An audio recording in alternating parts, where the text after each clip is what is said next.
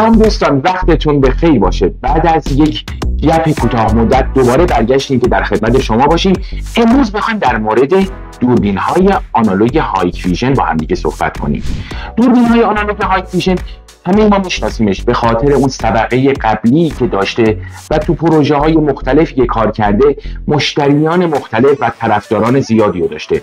با توجه به تنوعی که محصولات آنالوگ هایک ویژن داره، از قبیل دام، بالت، باکس و دوربین های از این قبیل و رزولوشن های HD یا رزولوشن های قدیمی و DVR های مختلف و DVR هایی که میتونه برای شما امکانات مختلفی و با کانال های مختلف، پروژه های تصویر مختلف و اون پورت های شبکه مختلف رو بذاره، میتونه سبد محصول و راهکار شما رو کاملا کاستماایز کنه. چرا میگم کاستماایز؟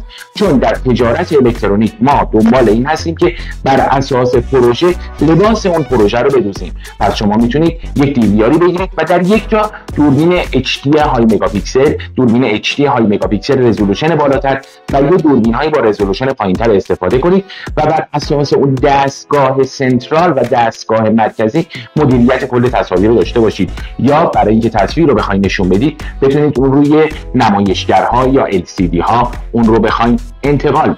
با استفاده از CMS یا Central Management Software که نرم افزاری مدیریت کل سیستم ما رو میتونه داشته باشه، هم به دوربین وصل و یا هم به DVR، شما میتونید روی کلاینت یا کامپیوتر مدیر اون رو نصب کنید و تصاویر رو برای مدیر در نقاط مختلف در یک سری از کامپیوترها نمایش بدید، یا شاید بخواید روی کامپیوتر نگهبانی نشون بدید که یک راهکار تمام عیار رو شما به این واسطه خواهید داشت. با ما همراه باشید.